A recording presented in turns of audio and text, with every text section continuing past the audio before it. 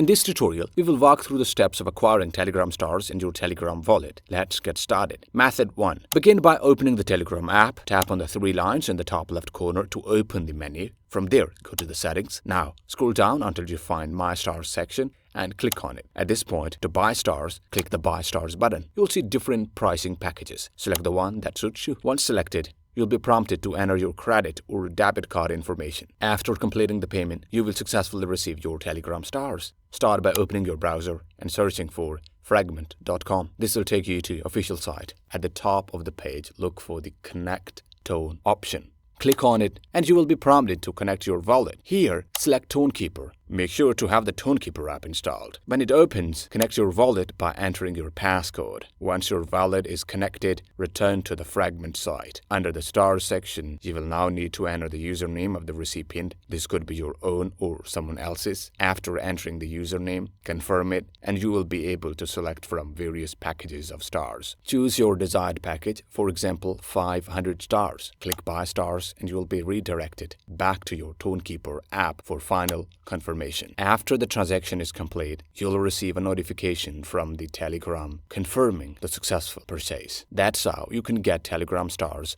on Telegram.